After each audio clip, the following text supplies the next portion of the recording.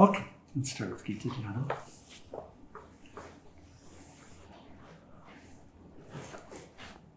And so when missing the sheet, the one to your left will have it. The book to your left or behind you. Hold it. And set that one aside because you need to put one in there if it's missing.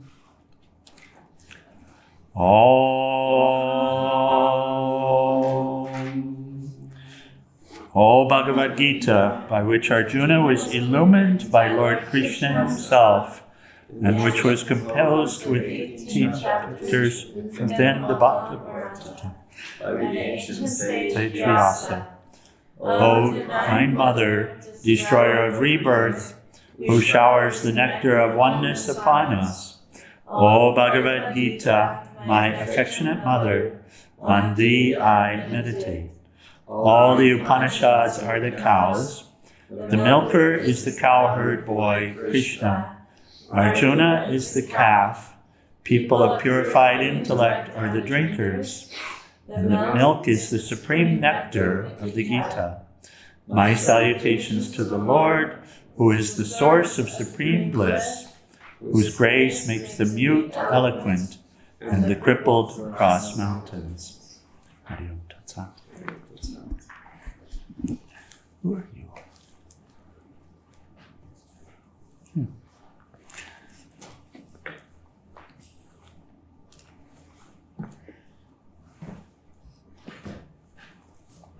Okay, so we've been discussing day of Brahma, night of Brahma, and the relationship of this day of Brahma and night of Brahma to the Absolute Self. And we'll pick up here. This is where we closed on Tuesday morning. Talking of the creation, the apparent creation. This same multitude of beings, being born again and again, is dissolved helplessly, O Arjuna, at the coming of the night, and comes forth at the coming of the day. So it's the same thing that happens to us in our 24-hour days. Is it? So, some people will try to stay awake and maybe they'll be able to stay awake 3 or 4 days. I've heard of people staying awake for a week or so. But eventually what will happen? Even if you try, you assert to stay awake, physically awake, eventually sleep will come, right? So in a way, helplessly, you don't actually have a choice. You're going to come into the unmanifest state. And deep sleep is the unmanifest state. There's no manifestation in the state, correct? No. Nothing's happening. So it's said, and you can get to this, you can infer this. It is said that consciousness, the I, remains awake. But all of the manifestation in deep sleep is gone to you, isn't it? Yeah. You have no awareness of any of it, correct? And it goes to show you how your world exists in your mind, by the way. Because for those hours, there's no world for you, is it so? And you don't have a choice about it. So when we say you don't have a choice about it, we're speaking to the person. If it's so that, and Krishna is speaking to this, if it's so that consciousness remains alert and awake, but there's no object to relate to, then of course you're still alive. This is the point that Krishna is getting to here. But you don't have any control over what's happening. You don't have any awareness of anything happening in deep sleep, right? So he's saying the same in terms of this day of Brahma and night of Brahma. So it happens. And here he translates this sloka a little bit differently. In fact, we'll read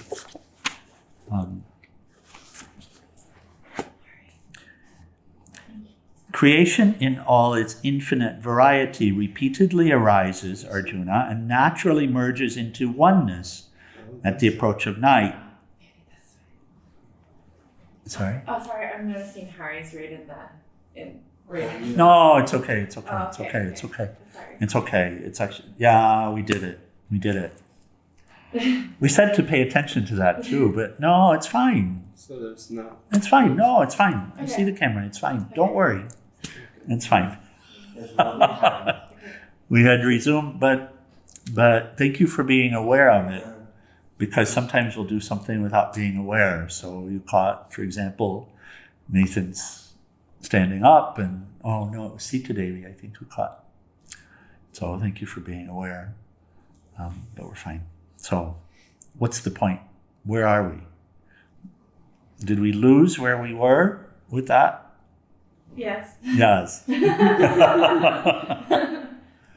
Oh. That's called manifestation. It's also called a vritti, or a whirlpool, which will suck you out of the present moment. Oh, right. Thank you for the demonstration. Oh, no, Shivaya. Oh no, Shivaya. And you know, for most of us, most of the time, it's constant. Right? Yeah, be aware of that. Yes? We live distracted lives. Most of us, most of the time. Oh, okay. Creation in all its infinite variety repeatedly arises, Arjuna, and naturally merges into oneness at the approach of night, then remanifests as separate forms again at the dawn of another day. So we're just using the example of our own personal experience to help us to grasp what's being shared. So He's not speaking of the individual night and day. He's not speaking of a limited night and day. Sorry, so in deep sleep? in deep sleep, subject only, no object, In deep sleep, no object. just subject. So experience is, and it's said, we say that it can be inferred that I, consciousness, the same I that I've always been in the baby body and in the womb and without being in the womb and here sitting now, the same I, experiencing all of this changing form, changing experience, the same I. It's never been some other I, correct? Correct. Did you say, I wasn't here in childhood, you were in this body in childhood? No. No, you say, I was in this body in childhood. So it said that the same I, having experienced this waking state and having experienced the dream state, is now experiencing emptiness. No manifestation, lack of manifestation. But of course, in that state, still experiencing the self, although the self is not an experience and simply is a state of being. And it's inferred because when you wake up from deep sleep, how do you feel? Refreshing. Refreshed. Is it so? Sometimes. What, Hari? I don't remember. Well, you don't remember anything that happened. So that speaks to, where's the faculty of memory? In the brain. Yeah, which is an object. Yeah, and the object's shut off, so of course you don't remember. Right. But what is the experience upon awaking from deep sleep? How do you feel in that moment or those moments coming up from deep sleep? Generally, we feel like I want to go back. Yeah. Why? That's what we said, inferred. Do we know what the word infer means? You can see it must have been pretty grand because now you want to go back. And if you have a good night's sleep, then you feel good upon awaking from it, yes? Yes. Yeah. So that's where it's inferred. Does it make sense that you're inferring? Yeah. But Yeah. it could also be from the drinks. Do you have experiences in waking state that are refreshing? Yeah. When you're with yourself, little self? When the mind is prattling on about what should be happening? Do you have refreshing moments during those? Your refreshing moments are only when you're free of yourself. Right. So if you wake up refreshed, that means that you were free of yourself. Well, the other moments, you know that you're conscious because the mind is still functioning, but it's single-pointed. In deep sleep, you don't know that you were conscious, but you can infer it because still the feeling of being refreshed is there. Is that helpful? Yeah. A little bit. Okay. Can I share something? Yes? Oh, I just was going to say that there's also ways to tinker with this, I found. Because I did my psychedelic, and then the days, maybe 4 or 5 days after, there was very strong jolting lucidity when going into deep sleep that remained almost like all night. It was really weird. So it was like I wasn't able to almost remember what was going on the next day. It was very startling, but during it was clear. Okay. Oh, So okay. It kind of was obvious then. Okay, thank you. So if that's helpful for you in terms of relating to it, then it's helpful for you, and that's good.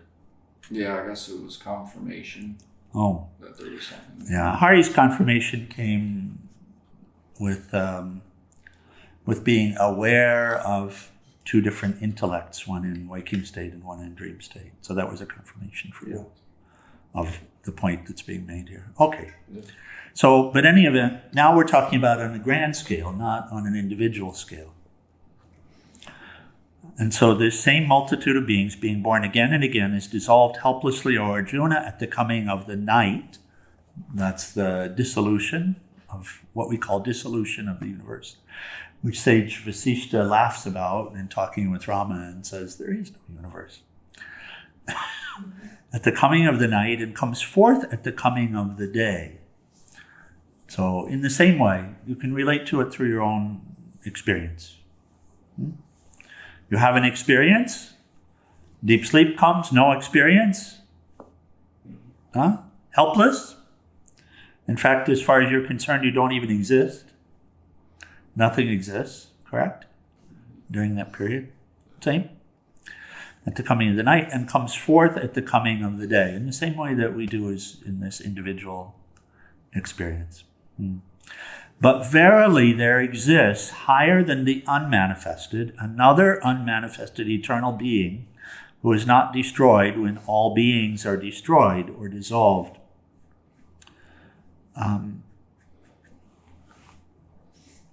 Within the universe, and this we just have the confirmation of science, and we can relate to it, as it were. Within the universe, within this field, Prakriti, we have both manifested and unmanifest. What does that mean? You have both form and potential. yes. And science has confirmed that. Modern science has confirmed this truth that's shared in the Vedas, here by Krishna. And you came up with the name of it 2 days ago. What was the name? Dark Matter. and dark energy, which is primordial within the universe. So it's unmanifest, but it's known to exist, and it's been proven to exist from the perspective of science. So there is both within this universe that which is manifest and that which is not manifest, that which is unmanifest. So that's the first part of what Lord Krishna is speaking of here. Does that make sense? But he says, underlying that universe, which has both manifest and unmanifest, there is a singular unmanifest.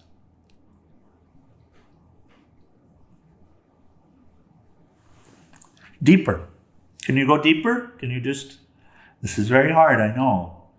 But this is a floor. Okay. So this floor is bamboo. Huh? Okay. And underlying this bamboo is pure energy.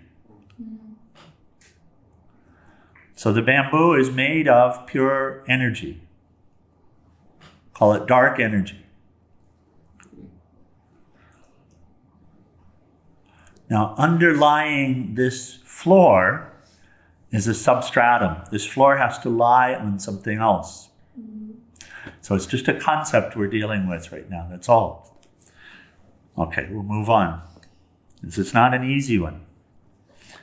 But verily there exists higher than the unmanifest, another unmanifested eternal being who is not destroyed when all beings are destroyed. By the way, it's the same for you, for goodness sakes, because when you're destroyed in deep sleep, then you're created again in waking state. Is it so? Mm-hmm. You're destroyed. You're non-existent in deep sleep.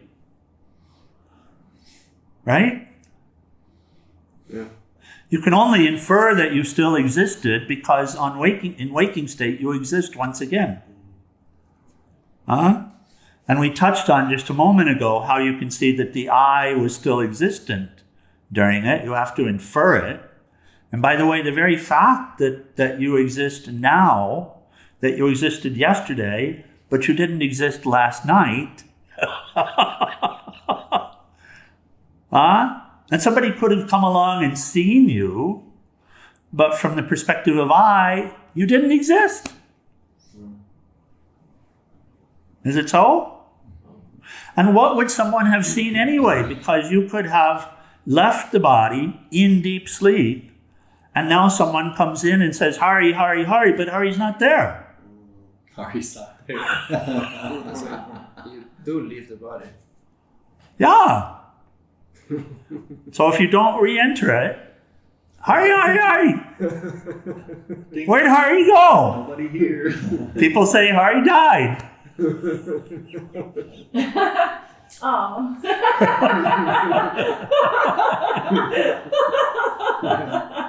Hari! Yes? So Probably be Swami. this Maya. So, of course, then I exist independent of both the manifest and the unmanifest. Right. And this is what Lord Krishna is saying. There is that unmanifest existence, consciousness, which exists underlying what is manifest and unmanifest here. And it's not affected by the dissolution, by the night of Brahma. In the same way that you are not affected by deep sleep, the dissolution, this I, which is unmanifest, which is Krishna, continues to exist and be not affected whether there is a world manifestation or not a world manifestation. Right. In the day, in the night, in the deep sleep, in the waking state still exists. So we're just playing it back to a macro scale now, and the Lord is speaking of the truth of this world and the truth of self. And he's speaking of himself. The self that we call I is really him. But it's not a part. Okay. So, here's the commentary from Swamiji, and we'd referred to this on Tuesday morning. Here's what Swamiji has to say about these two slokas. He says, all of this coming and going, according to one school of thought, amply supported by the Bhagavatam, which contains highly colorful stories of such creation, takes place in the mind of God. The Hebrew word in the Genesis story of the Bible, which is usually translated in the beginning, that's the Genesis, in the beginning was the Word, and the Word was with God, and the Word was God. So the Hebrew word in that Genesis story, which is usually translated as in the beginning, also means in the head. In the head. So creation took place in God's head. The universe is an extensive and prolonged dream of God. Oh, yes. Even as during the course of our own dream, the dream objects are indeed real, the objects of this universe seem to be real to us while the dream of the cosmic dreamer is still in progress. Otherwise, how is it that those scientists have proved that the whole universe is nothing more than a perpetual movement of light waves, and that all objects of this universe are, in the ultimate analysis, nothing but energy? We persist in seeing a variety of objects. So how is that? What sees what? He says. I see this paper. When I and paper are both vibrations of energy, what makes I, and paper, paper? When thus we pursue all of our sense perceptions, which together we call the manifest universe, we arrive at the ultimate unmanifested principle, the reality of the absolute. That absolute is beyond the intellect and the senses. The unmanifested, the root matter or mula prakriti, which projects, or dark matter, or dark energy, which projects itself and withdraws such manifestation, is what Fred Hoyle calls the eternally self-creating root element of which the universe is composed. It keeps changing over the substratum of the absolute. So it, the creative factor, which is manifesting as this universe, exists over the substratum of the absolute, which is unchanging. In other words, the dark matter in this universe, it's also experiencing change because it over time will appear as this or appear of that, as that.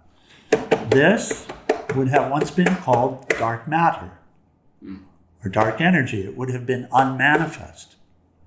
After the Big Bang, the entirety of the universe was still unmanifest. There was simply energy. And then over time, this is what appears to be, over time, that coalesced into plasma, and then plasma into the suns, yes? And then the suns into the planets.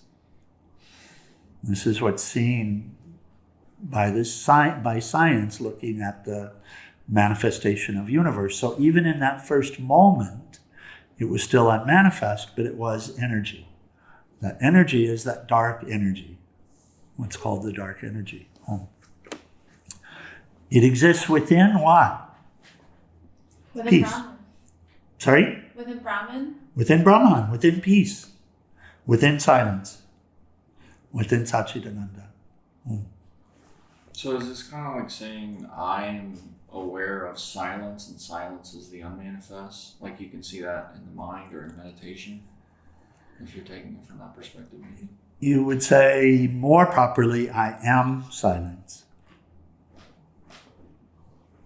Oh, I thought maybe I recalled you saying I'm aware of silence one time. Is that the same thing? Is that saying the same thing though? That would be being self-aware. Self-aware. Okay.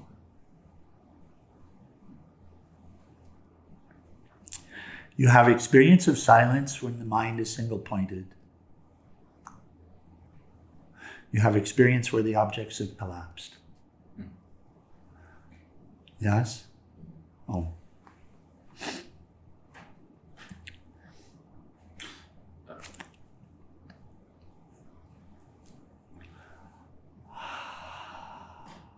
With me.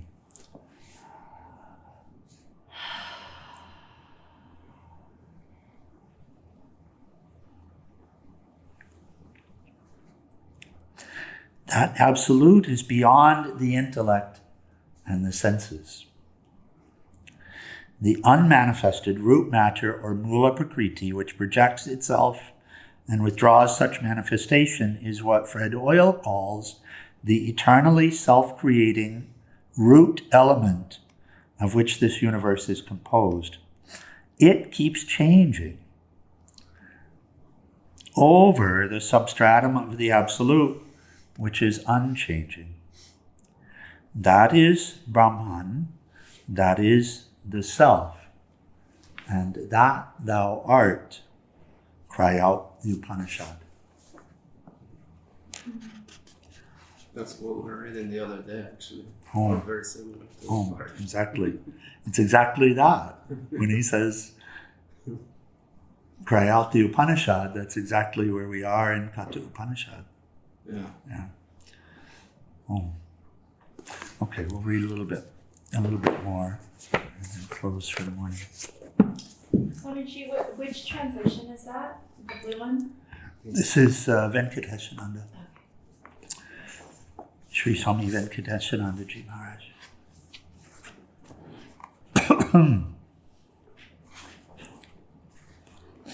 So Krishna continues. This unmanifested reality, he's speaking of the pure I, of the essence of Krishna, the inner of Krishna, or the outer or lower nature is the universe. And now he's back talking about the highest nature, his highest nature. This unmanifested reality, which is infinite and indestructible, is my very nature. It is the supreme goal. The one who realizes this has come home, abides with me, and need never return again to separateness. You can experience this highest of states, Arjuna, with steady, one-pointed devotion to the Supreme. So he's described as best possible to describe. It's beyond the universe, right? It's beyond the universe, it's beyond the mind, it's beyond the feeling of separation. So we can say the substratum to it, underlying it, or beyond it. Either way is a way of relating. It's like in the Heart Sutra, they say gone, gone, gone beyond. Gone beyond, yeah, that's it. That's it, exactly. Yes, Gopal, yes. So now we'll just read the rest of the chapter. We'll read the remaining shlokas here. You can experience this highest of states, Arjuna, with steady, one-pointed devotion to the Supreme One, in whom all creation exists and who pervades all beings. Noble Arjuna, now I will tell you of the two paths of the soul at the time of physical death. One leads to rebirth, the other to liberation. If yogis who know reality leave their bodies during the 6 months of the northern passage of the sun, which is the path of light, fire, day, and bright 2 weeks of the moon, bright 2 weeks of the moon, they go directly to Brahman, absolute oneness. We'll discuss tomorrow morning. If yogis leave the body during the 6 months of the southern passage of the sun, which is the path of haze, night, and the dark, 2 weeks of the moon, their souls pass through the light of the moon to physical rebirth. These two paths of light and dark continue forever in this world. One leads to liberation, the other to rebirth. Anyone who understands these two paths will never again be deluded. If you persevere in your study and practice of yoga, Arjuna, you will attain this understanding. Certainly there are many benefits from scriptural study, selfless service, accepting austerity, and charitable giving. But if you practice yoga and understand the light and the dark, you rise beyond all merit and attain the supreme and original abode. Hariom Tat Sat. This ends the 8th discourse of the Bhagavad Gita, the science of yoga, entitled Yoga of the Absolute Truth. So we'll come back in the morning and discuss just a little bit more. But light and dark here refers simply to sun and cloud. which means understanding the relationship between the absolute and the ephemeral. Understanding the relationship between the eternal and that which is constantly changing. So this is what he's pointing to. The one who understands this is not required to take rebirth. This is everything. Everything is ephemeral, isn't it? Mm-hmm. Everything is The ephemeral. discernment. It's I mean, the this discernment. This is We're what talking about discernment. We're Yes. talking about discernment, having steady, firm discernment. Yes. Not blind faith, but reasoned understanding. Reasoned and comprehensive understanding. Okay. Short final prayer in RT, page 174.